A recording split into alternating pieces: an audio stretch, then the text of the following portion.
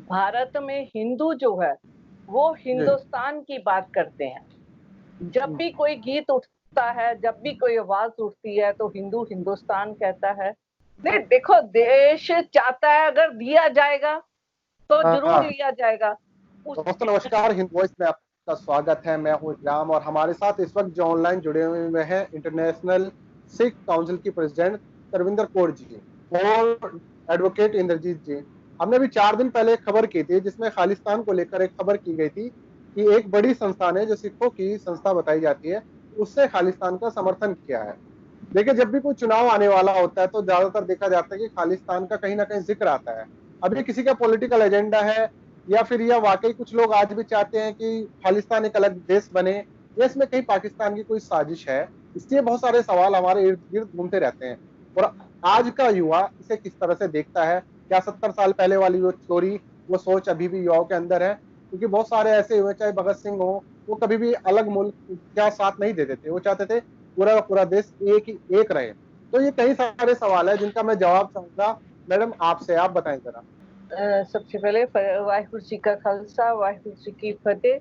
मैं Hind of voice channel वालों का बहुत बहुत शुक्रिया अदा करती हूँ, जी, क्योंकि उन्होंने आज स्रोतों के पहली सामने बार अपनी आई बात। हैं, आपको रोक रहा हूँ। आप आज हमारी पहली बार, और मेरे ख्याल से मुझे लगता है सोशल मीडिया पर वही आप पहली बार आई हैं। तो मैं आपका ये भी धन्यवाद देना चाहता हूँ, क्योंकि इससे पहले शायद आप कहीं किसी प्लेटफॉर्म पे दिखाई दें। ये हिंदवास के लिए बड़ी बात है। बहुत बहुत आपका भी शुक्रिया जो आपने स्रोतों के सामने आज ऐसा मौका दिया जो हम अपनी बात को सबके सामने रख सकें। तो जी। आपने सवाल ये किया कि क्या ये जो इलेक्शन के दिनों में ही खालिस्तान का मुद्दा जो उठाया जाता है, जी। मैं इसमें कहना चाहूंगी कि ऐसी कोई भी बात नहीं है कि स्पेशल कोई पर्टिकुलर वो समा होता है कि हम खालिस्तान की जो आवाज है वो सिख कौम जो है उठाती है। ये तो 1931 में जी। शहीद भगत सिंह जो थे, उन्होंने अपनी शहीदी जो थी लाहौर में, उनकी जो फांसी हुई थी, तो ये मुद्दा 1947 में जो इंडिपेंडेंस हुआ, हिंदुस्तान और पाकिस्तान की जो हदें सरहद जो है वो एक दूसरे से अलग हुई। तो जी। ये तो बड़े लंबे समय पहले से ही ये चीजें जो हुई, ये आवाज जो खालिस्तान की उठाई गई। हम्म। इसको 70 साल के करीब हो गए हैं कि 70 साल पहले जो है इस आवाज को उठाया गया था। 1947 के बाद नहीं। हम्म। बात युवा की आप कह रहे हो कि युवा को, मैं आपको ये बात कहना चाहूंगी कि हिंदुस्तान जो है, भारत में हिंदू जो है वो जी। हिंदुस्तान की बात करते हैं। जब हम्म। भी कोई गीत उठता है, जब भी कोई आवाज उठती है तो हिंदू हिंदुस्तान कहता है। पाकिस्तान जो है वो मुस्लिम कौम को पाकिस्तान मिल गया, वो पाकिस्तान है। अगर आज खालिस्तान का मुद्दा उठ करके आता है तो कहा जाता है कि सिख कौम जो है वो वो कम से 2% है। हम्म। लेकिन इनकी शहीदियां जो कही जाएं तो वो 80% कही जाती है। हर हम्म। हिंदुस्तान की जो भी जंग लड़ी गई है उसमें सबसे पहले बटालियन जो है सिख कौम की जाती है, तो ये विजय प्राप्त होती है। अगर शहीदियों में सिख कौम को हर जगह आगे रखा जाता है उनकी शहीदियां लेने के लिए, तो फिर उनको उनका घर देने के लिए कोई भी इनको नहीं करना चाहिए, ऐतराज नहीं करना चाहिए। आज का युवा चाहता है, या युवा चाहता है या कोई भी चाहता है, मैं ये नहीं पर्टिकुलर कहना चाहती कि युवा चाहता है कि युवा को ही आगे टारगेट ले लिया जाए। ये हम्म। पूरी सिख कौम के लिए उसका घर मांगने की मांग है, जिसको बड़े लंबे समय से महाराजा रंजीत सिंह जी के समय से ही इस आवाज को उठाया गया। नहीं नहीं, ये आवाज मैं इस बात को किस तरह से देखूं कि ये अलग पहचान की मांग है या अलग देश की मांग है? इसे मैं आपके किस नजरिए से समझूं मैं? देखो, ये आप कुछ क्लियर कीजिए। सिख कौम की पहचान की तो जरूरत ही नहीं है। सिख जी। कौम तो अपने आप में ही एक बहुत बड़ी पहचान बिल्कुल बिल्कुल। है ना? तो फिर ये तो अलग इज्जत जो आप कह रहे हैं कि अलग, ठीक है, वो सबसे ज्यादा शहीदी है, लेकिन मैं इस बात को, आपका नजरिया क्लियर नहीं हो पा रहा है इस चीज में। मैं वो जानना चाहता हूँ, क्या अलग मुल्क की एक मांग है? देखो, अगर पंजाब पंजाब अगर देखा जाए तो लाहौर तक की उसकी सीमाएं थी। हरी सिंह नलवा ने अफगानिस्तान तक पंजाब की हद को पार किया हुआ था। तो अगर सरहदें इतनी दूर तक फैली हुई हैं, तो फिर एक पंजाब इतना सिकुड़ कर छोटा क्यों किया गया? वहीं तक हमें सीमित क्यों रखा गया?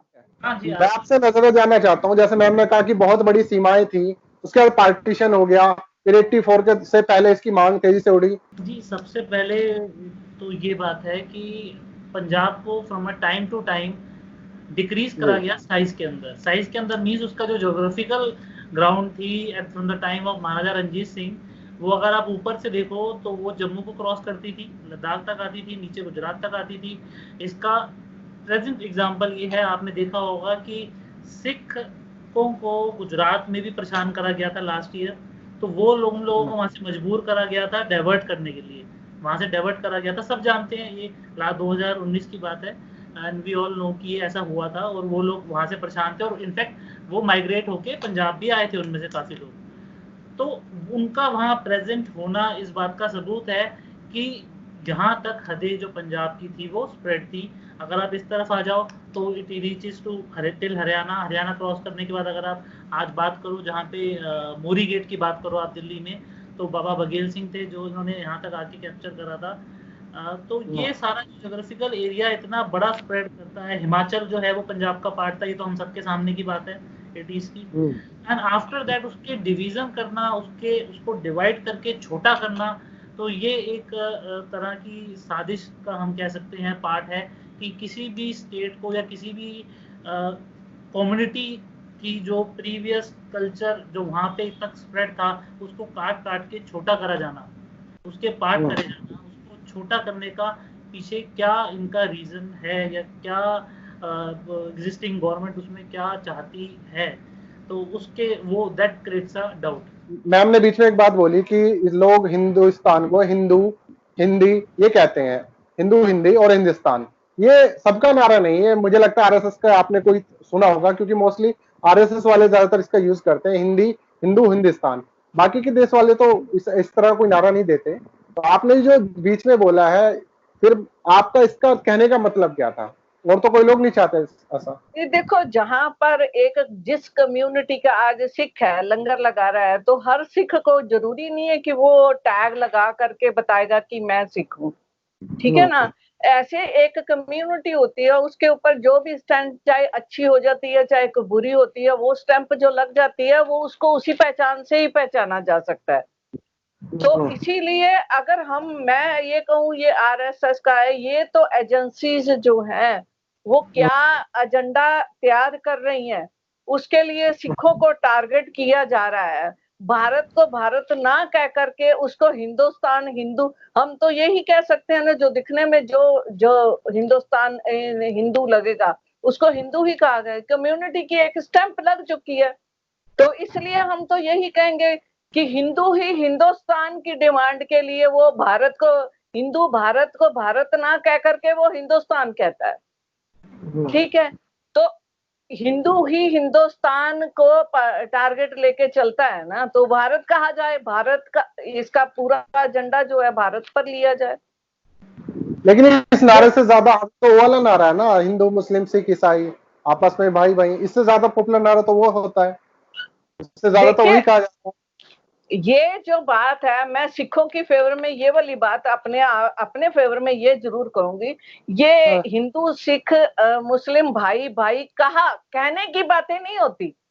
मुंह से कहा, किताब में हिसाब दिया तो बराबर हो गया, ऐसे नहीं होता। बात तो ये होती है कि किसी काम को क्लियर किया जाए। क्योंकि मैं तो यहाँ पर ये कहूंगी कि नेहरू के समय के हमारे कुछ ऐसे लीडर थे जो सीनियर लीडर थे, उनसे कुछ ऐसी गलतियां थोड़ी सी कहा जा सकता है कि हुई हैं, तभी हमें पूरी पक्की स्टैंप लगाकर ले लेनी चाहिए थी। हमारे जो आगू थे सिख कौम के, उनको ले लेनी चाहिए थी स्टैंप लगा करके। नेहरू जी ने उस टाइम हमारे से बहुत कुछ लिया है, हमें दिया, आज दिन तक सिखों को मिला क्या है? सिखों को सिर्फ एक टायर डाल करके जलाना मिला है, मौत मिली है, जिल्लत मिली है, और हर जगह पर उन सिखों को टारगेट ही किया गया है। सिखों को कोई आजादी नहीं मिली, कोई फ्रीडम नहीं मिली, हर जगह पे टारगेट किया जाता है। कभी आपने ये जी फ्रीडम आप चाहते हैं कि खालिस्तान अलग अलग हो जाता है तो क्या फ्रीडम मिल जाएगी? क्या एक अलग हिस्सा? नहीं, हम चाहते वाली बात नहीं है, ये हमारा हक बनता है। ये चाहने की बात नहीं कही जा सकती कि हम चाहते हैं तो हमें दिया जाए, ये तो हमारा फंडामेंटल राइट एक तरीके से बनता ही है। जब हम देश के लिए, कौम के लिए, हर जगह, आज भी आप देख लो, एट प्रेजेंट भी आप देख ही रहे हो कि सिख कौम जो है वो हर तरफ से खड़ी है, अपनी जिंद जान देखिए। आज की डेट के अंदर लंगर की देख लिए, मेन मोटिव होता है रोटी, रोटी के लिए ही सिख कौम जो है, अमेरिका के अंदर भी आपने देखा कि मांगा गया हमसे, इंग्लैंड में भी मांगा गया, देखते हैं सिख उसमें सबसे आगे बढ़ चढ़ के हिस्सा लेते हैं। और जहां पर अब एक ऐसी भी संस्था है शहीद भगत सिंह, उन्होंने भी देखो आज वो संस्कार तक कर रहे हैं अपनी जान पे खेल करके। ठीक है, एक सवाल है मेरा, कंफ्यूजन जो बहुत पैदा कर रहा है मुझे, मैं अपने दर्शकों से भी वो किसके लिए, खालिस्तान क्या देश जो अलग अलग राज्यों में उसके हिस्से गए हैं उनको वापस लेके एक अलग राज्य चाहता है या अलग देश चाहता है? यहाँ ये चीज मुझे क्लियर आप कीजिए। नहीं देखो, देश चाहता है, अगर दिया जाएगा तो जरूर लिया जाएगा। उसके लिए हमने कोई भी ऐसा काम नहीं किया, कोई ऐसा खून नहीं बहाए। अगर हमने खालिस्तान की मांग अगर किसी ने भी की है, सिख कौम के किसी आगुओं ने अगर की है, तो उसके लिए हमने कोई वायलेंस तो नहीं की है ना। हम बड़ी ही रिस्पेक्टफुली मांग रहे हैं सरकार से। अगर जो भी हमारा जो पतवंत सिंह पन्नू जो मांग रहे हैं, जो भी आगू आगे आकर के खालिस्तान की मांग कर रहे हैं, अगर सरकार देती है तो जैसे ज्ञानी हरप्रीत सिंह जी ने इस हमारे मेन आगू, हमारी सुप्रीम कोर्ट जो है वो अकाल तख्त साहब है। अकाल तख्त में जो ज्ञानी हरप्रीत सिंह जी हैं, उन्होंने एक तरीके से कहा जाए तो स्टैंप ये वाली लगा ही दी है कि हमें ये मांग ली है कि हमें अगर देंगे तो हम ले लेंगे। ये तो बहुत ही देखो उनके बहुत बढ़िया। एक सवाल आपसे, कानून आज के संदर्भ में कितना पॉसिबल हो सकता है? ये लोग दूसरे नजरिए से ले लेंगे। आपने देखा 370 को लेके ही देश में, हालांकि कश्मीर पहले से भारत का हिस्सा है, लेकिन 370 जैसे ही हटाया उन्हें लगा कि पता नहीं क्या हो गया। लेकिन अगर ये खालिस्तान वाली बात, अगर लोग ज्यादा इसको, आपको पता है माहौल क्या है, इसको एक अलग नजरिए से पेश कर दिया जाएगा। ये डिपेंड करता है कि कौन डिमांड कर रहा है, कौन ये मांग कर रहा है, क्या वो कोई रिप्रेजेंटेटिव अथॉरिटी है एक पर्टिकुलर कम्युनिटी की, क्या वो रिट डाल रही है, जो लीगल व्यू है उनका क्या है, वो लीगली उसे कर रहे हैं, लीगल मांग कर रहे हैं। ठीक है, उसके अलावा अगर आप इसे वैसे इवेलुएट करो एज पर कम्युनिटी का मीन्स कि एक पर्टिकुलर जब इंडिपेंडेंस हुई थी 47 में, तो कितने रिलीजन उसके अंदर थे, किसी ने भी हिंदूज के अंदर इंक्लूड होना नहीं वो करा। इसके अंदर सिख एक सेपरेट रिलीजन है, you have to get agree. Sikh youngest religion of the world है, you have to get agree. ये तो पूरी दुनिया को मानना पड़ेगा। किसी के डिफरेंट रिलीजन, सिख रिलीजन जो है वो डिफरेंट है। और शुरू से ही बात आपसे और कहना चाहता हूँ सर, मैंने भी नागालैंड वाले बहुत सालों से इसी बात को प्रोटेस्ट कर रहे हैं, और अभी हाल फिलहाल आपने देखा होगा अलग झंडा भी उन्होंने फहराया था। तो अगर ऐसे एक सुप्रीम कोर्ट या लीगल प्रोसेस के तहत ही आप लोग मांग कर रहे हैं बिना वायलेंस के, तो ऐसे तो और भी बहुत सारे लोग, ऐसे तो देश हिस्सों में बढ़ जाएगा। जिस हम अखंड भारत की बात कर रहे हैं वो तो अलग अलग पड़ जाएगा। बिल्कुल मैंने आपको लीगल व्यू बताया ना कि जो देखा जा सकता है कि कौन सी ऑर्गेनाइजेशन इस चीज की डिमांड कर रही है, किस फैक्ट्स पे वो डिमांड कर रही है, या क्यों डिमांड कर रही है, रीजन और क्यों, और क्या उनका तत्व और क्या उनका आधार है इस डिमांड के लिए, उसके ऊपर ये चर्चा का विषय है। उस पे जो है हमारे हैं, जितने भी लोग हैं वो बैठ के उसके अंदर कर सकते हैं। लेकिन पर्टिकुलर ये डिमांड आई क्यों और कहां से, हमें ये भी देखना। और जो संस्थाएं हैं, खासकर आपसे पूछना चाहूंगा, संस्थाएं से किस तरह से देखती हैं? जैसे आप लोग समर्थन है, अपना कहना कि अगर देंगे तो हम ले लेंगे। जी आपके ही चैनल पे वो वीडियो देखी थी। देखिए मैं यहाँ पर इंद्रजीत से माफी चाहूंगी, मैं बीच में बात रोकती हूँ, क्योंकि देखो इतनी कुर्बानियां, इतनी सेवाएं देने के बाद इनको खुद ही देना चाहिए, ये खुद ही देख कर करना चाहिए। लेकिन इतने लंबे समय से संघर्ष करते हुए आज हमें नहीं मिला, लेकिन पत्रकारों ने ही वहां पर उनसे बार बार सवाल करने से, आपने ध्यान से शायद वीडियो देखी नहीं है, उसमें पत्रकार बार बार उनको फोर्सफुली ये जो क्वेश्चन है वो कर रहे हैं, और उन्होंने आंसर में भी बड़े ही रिस्पेक्टफुली ये वाली बात बोली है कि अगर सरकार देगी, यहाँ पर फिर देखो ये सिख कौम की बहुत बड़ी कुर्बानी है कि हमने ये भी ज्ञानी हरप्रीत सिंह जी यही कह रहे हैं कि अगर देंगी सरकार तो हम ले लेंगे, यानी ये उनका कहना था, जिसको बात तोड़ के पेश है जी, ये आप कहना चाहिए मीडिया ने उसको अलग तरह से दिखाया। हाँ जी, बिल्कुल उसके अंदर आपने इस चीज को क्लियर किया जी, बोलिए।